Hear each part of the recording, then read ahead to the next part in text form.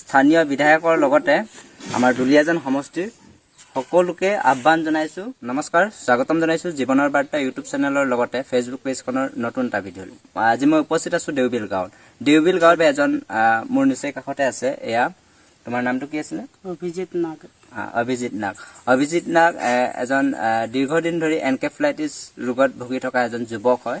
আৰু তোমাৰ বয়স 23 বছৰ।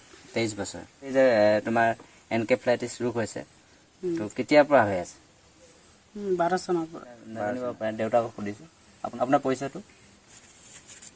নামটো মোৰ নাম সঞ্জয় নাগ। হয়, অভিজিতৰ দেউতাক। হয়, বৰ্তমান কেনেকুৱা পৰিস্থিতিত আছে? চাব নোৱাৰে। হয়, ভালদৰে দেখা নাপায় সেইটো কৈছে। দেখা নাপায়। আৰু কেনেকুৱা ধৰণৰ লক্ষণবিলাক কেনেকুৱা হয়? লক্ষণবিলাক খোজকাঢ়িব মানে ধৰি নিব লাগে। হয় হয়। তো চিকিৎসা কৰা হৈছেনে? চিকিৎসাটো এতিয়া নাই কৰা। হয়, চিকিৎসা কৰা হোৱা নাই।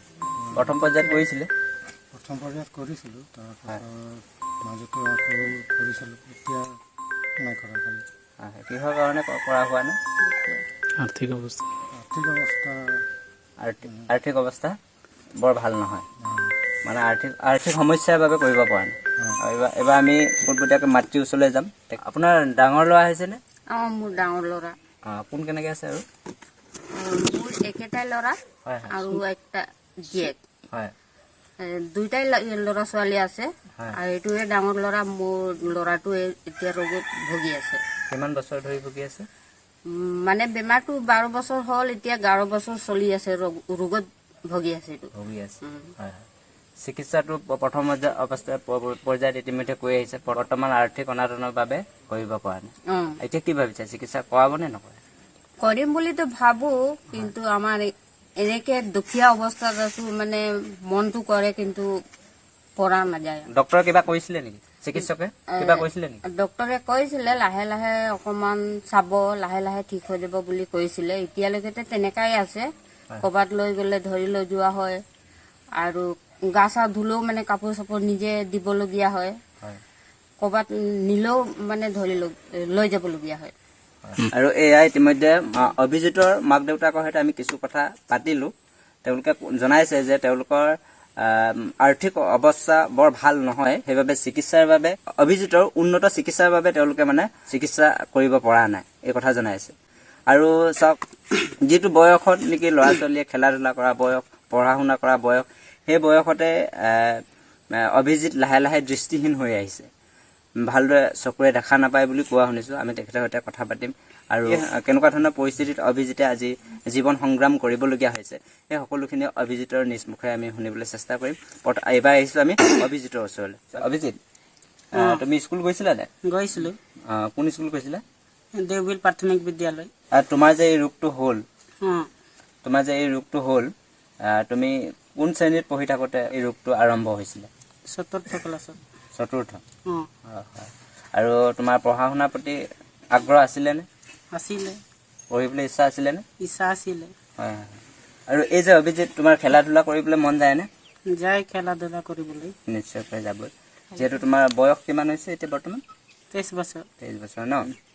তোমাৰ ৰোগটো যিহেতু 4ৰ্থ শ্ৰেণীৰ পৰা আৰম্ভ হৈছে, তেতিয়া কিমান চন চলি আছিলে? চনটো 12 চনত ন? 12 চনৰ পৰা এতিয়া আজি 2023 বৰ্ষলৈকে চাওক, অভিজিতে এনকেফেলাইটিছ ৰোগত ভুগি আছে। খুবেই দুৰ্দশা। যিকি নহওক, জীৱনৰ সৈতে সংগ্ৰাম চলাই আহিছে। তেওঁলোকে যিমানখিনি পাৰে সাধ্য অনুসাৰে চিকিৎসাও কৰি আহিছোঁ বুলি কৈছে, কিন্তু বৰ্তমান উন্নত চিকিৎসা কৰাব পৰা নাই। তো যি কি নহওক, অভিজিতৰ সৈতে আমি আৰু কিছু কথা পাতিম। তাৰ আগে এইবাৰ মই আগবাঢ়িছোঁ দেউতাকৰ ওচৰলৈ। আপোনাৰ ওচৰলৈ আহিছোঁ। এই যে অভিজিতৰ যি চিকিৎসাৰ বাবে কাৰোবাৰ পৰা সহায় সহযোগ পাইছেনে? সহায় সহযোগ নাই পোৱা। এতিয়ালৈকে পোৱা নাই। নাই। আৰু এই কথা স্থানীয় বিধায়কক জনাইছিলেনে? আমি এনেকৈ জনাইছোঁ। যিসকলে চাই আছে ভিডিঅ'টো শ্বেয়াৰ কৰি দিব, স্থানীয় বিধায়কগৰাকীয়ে যাতে গম পায়, আৰু স্থানীয় সদাশয় ব্যক্তিসকলে যাতে জানি বুজি কথাখিনি অনুধাৱন কৰি তেওঁলোকক সহায় সহযোগ আগবঢ়াবৰ বাবে আগবাঢ়ি আহে, তাৰ উদ্দেশ্যৰে ভিডিঅ'টো বিশেষকৈ আজি প্ৰস্তুত কৰিছোঁ। এইবাৰ মই অভিজিতৰ ওচৰলৈ আহিছোঁ পোনপটীয়াকৈ। অভিজিত, এই যে তোমাৰ বেমাৰটো তুমি দীৰ্ঘদিন ধৰি বেমাৰত ভুগি আছা, হয়নে? হয়, আমাৰোতো মন যায় ভাল হ'বৰ বাবে, যায় ভাল হ'বলৈ, সুস্থ হৈ উঠিবৰ বাবে তোমাৰো মন যায়। মন যায়। হয়, বেমাৰটো হৈ থাকিলে তোমাৰ অনুভৱ কেনেকুৱা হয়? ভাল নালাগে হয়, মোক হেৰি খাব বব মন নাযায় নেকি? খাব মন ইমান নাযায়। হয় হয়। আৰু তো এনেও বেমাৰ হ'লে সাধাৰণতে যথেষ্টখিনি শাৰীৰিকভাৱে দুৰ্বল হোৱা দেখা যায়। এনকেফেলাইটিছৰ লক্ষণবিলাক আপোনাৰ যিসকলে জানে এই বিষয়টো গম পাইছে। কিন্তু বৰ্তমানে আটাইতকৈ দুৰ্ভাগ্যজনক কথাটোৱে হৈছে যে অভিজিতে ক্ৰমান্বয়ে দৃষ্টিহীন হৈ আহিছে, মানে চকুৰ পাৱাৰ কমি আহিছে। কমি আহিছে। তুমি দূৰৰ বস্তু নেদেখা ভালদৰে। ভালদৰে নেদেখোঁ। হয় হয়। নাই, এতিয়া মোক দেখিছা নাই? দেখিছোঁ অলপ অলপ, মানে মোক ভালদৰে দেখা নাই, জিলমিল দেখি আছে। জিলমিল দেখি আছোঁ। তো এইটো চকুৰে নেদেখাটো কেতিয়াৰ পৰা হৈছিল? 12 চনৰ পৰা। 12 চনৰ পৰা এইটো হৈ আহিছে, মেডিকেলত প্ৰথম অৱস্থাৰ পৰা হৈ আহিছে। প্ৰথম অৱস্থাৰ পৰা। আৰু ইয়াৰ লক্ষণটো এইটোৱে নেকি বাৰু? তো এবাৰ মাতৃৰ ওচৰলৈ আহিছোঁ। আপোনাকে সুধিছোঁ, এই যে বেমাৰটো আৰম্ভণিৰ পৰা চকুৰে নেদেখে? যেতিয়া মেডিকেল নিছিলে তেতিয়াৰ পৰা মানে 6 দিন বেহুচ আছিলে। হয় তাৰপিছতে যেতিয়া তাৰ হোচটো আহিলে তেতিয়াৰ পৰা চকু নেদেখা হ'ল। হয় হয়। পিছত ডক্টৰৰ ওচৰত গ'লোঁ মই আৰু ডক্টৰক ক'লোঁ, ডক্টৰ ল'ৰাটো চকুত নেদেখা হৈছে যে। তাৰপিছত চিকিৎসা কৰিলে, তাৰপিছত MRI কৰিলে হয়। আৰু CT স্কেন কৰালে, তাৰপিছতো চকু নেদেখাই হ'ল। প্ৰথম পৰ্যায়ত লক্ষণটো কেনেকুৱা ধৰণৰ হৈছিলে? লক্ষণ মানে এনেকে মানে সি মৰা অৱস্থাই আছিলে, বিচনাত আছিলে। তাৰপিছত মই মন কৰিছোঁ, মা কোনফালে আছ? মই যে তোক দেখি পোৱা বুলি কৈছে মানে, তেতিয়া মই মন কৰিছোঁ সি চকু দেখি পোৱা নাই। তেতিয়া ডক্টৰৰ ওচৰত গ'লোঁ মই। হয়। এয়া নিশ্চয় আমি জানিব পাৰিছোঁ যে প্ৰথম অৱস্থাত তেওঁ ভালদৰে চকুৰে মনিব পৰা নাছিলে। তেতিয়াৰ পৰাই তেওঁলোকে অনুমান কৰিব পাৰিছিলে আৰু ঠিক সেইদৰে তেওঁলোকে চিকিৎসাও কৰাইছিলে। চিকিৎসা কৰাৰ পিছত শেষত ৰিজাল্ট এয়াই আৰু এনকেফেলাইটিছ বুলি ক'লে চিকিৎসকে, নহয়নে? শেষত তুমি কি ক'বা? তোমাৰ ভাল হ'বলৈতো বহুত ইচ্ছা আছে। ইচ্ছা আছে মোৰ ভাল হ'বলৈ। হয় হয়। সকলোকে আহ্বান জনাইছোঁ আমাৰ এই চেনেলৰ জৰিয়তে অভিজিতক সহায় কৰিবৰ বাবে আপোনালোকে অলপমান সহায় সহযোগ আগবঢ়াওক। দেউবিল গাঁৱৰ খুব ভিতৰুৱা ঠাইত অৱস্থিত ঘৰটো সিহঁতৰ। এই ৰাস্তাই পদূলিয়েতো বহুত লোক অহা যোৱা নকৰে চাগে, হয়নে? ৰাস্তাটো বেয়া আছে। হোৱাৰ কাৰণে ৰাস্তা বেয়া কাৰণে কম অহা যোৱা হয়। হয় হয়। তো কোৱা এই ঠাইখিনি কোৱা হয় প্ৰকৃততে কেৰেলাতলি বুলি কোৱা হয়। দেউবিল কেৰেলাতলি বুলি।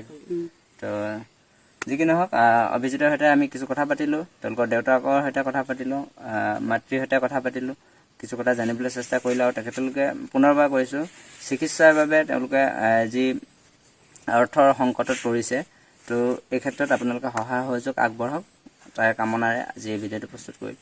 শেষত কিবা ক'বা নেকি অভিজিত? ভাল হ'বলৈ ইচ্ছা আছে আৰু সেইটোৱে। ভাল হোৱাটোতো আমিও কামনা কৰিছোঁ আৰু তাৰ উদ্দেশ্যই আজি আহিছোঁ ইয়ালৈ। তো যিহেতু গম পালোঁ বেমাৰৰ সৈতে সংগ্ৰাম কৰি আহিছা, বিশেষভাৱে মই তোমাক এইটোৱে ক'ম আৰু সোনকালে সুস্বাস্থ্য গৰাকী হোৱা, তোমাৰ ৰোগৰ পৰা তুমি নিৰোগী হৈ উঠা, সুস্থ হোৱা, তাৰে কামনা থাকিলে। তো ভাল হ'ব এদিন নিশ্চয়কৈ, নহয় জানো? ঠিক আছে, ভিডিঅ'টো আমি শেষ পৰ্যায়লৈ গৈ আছোঁ। শেষত অভিভাৱকৰ পৰা কিছু কথা জানিবলৈ চেষ্টা কৰিম। মাতৃ হিচাপে আপুনি আমাৰ চেনেলৰ জৰিয়তে আমাৰ দৰ্শকসকলক কি আহ্বান জনাব? ভাল লাগিলে আপোনালোকে আহি যে এই বস্তু শুনালে, দেখুৱালে। মই তেনেকাই ভাবিছোঁ মোৰ ল'ৰাটো যে ভাল হওক, আৰু কোনোবাই যদি সহায় কৰে মই তাকো আহ্বান জনাইছোঁ। ঠিক আছে। আৰু দেউতাক হিচাপে আপুনি কি ক'ব? চিকিৎসাৰ কথা কি ভাবিছে? চিকিৎসাৰ কথা আৰু মই কি ভাবিম, এইটো মাকে যিটো ক'লে এনেকুৱাই ময়ো ভাবি আছোঁ। ঠিক আছে, তেওঁলোকৰ পৰা আমি জানিব পাৰিছোঁ ইতিমধ্যে উন্নত চিকিৎসাৰ বাবে তেওঁলোকক প্ৰয়োজন কিছু অৰ্থৰ। যিসকলে আমাৰ ভিডিঅ'টো চাই আছে, এই অভিজিতক সহায় সহযোগ কৰিবৰ বাবে আগবাঢ়ি আহিব পাৰে। আমাৰ স্ক্ৰীণত দিয়া একাউণ্ট নাম্বাৰৰ যোগেদি কিছু অৰ্থনৈতিকভাৱে সহায় সহযোগিতা আগবঢ়াব পাৰে। তাৰ উপৰিও আপোনালোকৰ যদি অভিজিতৰ ঘৰলৈ যদি আহিব বিচাৰে তেন্তে তাৰ এড্ৰেছ দিয়া আছে। আৰু মোৰ ফালৰ পৰা স্থানীয় বিধায়কৰ লগতে দুলীয়াজান সমষ্টিৰ সকলোকে আহ্বান জনাইছোঁ, অভিজিতৰ কাৰণে আপোনালোকে সহায় হাত আগবঢ়াওক আৰু যিমান পাৰে ভিডিঅ'টো শ্বেয়াৰ কৰক যাতে এই ভিডিঅ'টোৰ জৰিয়তে অভিজিতৰ এই অৱস্থাৰ কথা সকলোৱে গম পায় আৰু অভিজিতে যাতে এটা নতুন জীৱন ঘূৰাই পায় তাৰ বাবে আপোনালোকে ভিডিঅ'টো বিশেষভাৱে শ্বেয়াৰ কৰক আৰু যিমান পাৰে সহায় সহযোগিতা আগবঢ়াবৰ বাবে আগবাঢ়ি আহক। ইয়াকে কৈ আকৌ পুনৰ এটা নতুন ভিডিঅ'ৰ সৈতে লগ পোৱাৰ প্ৰতিশ্ৰুতিৰে আজিৰ এই ভিডিঅ'টো অভিজিতৰ ঘৰৰ পৰা সামৰণি মাৰিছোঁ। ধন্যবাদ।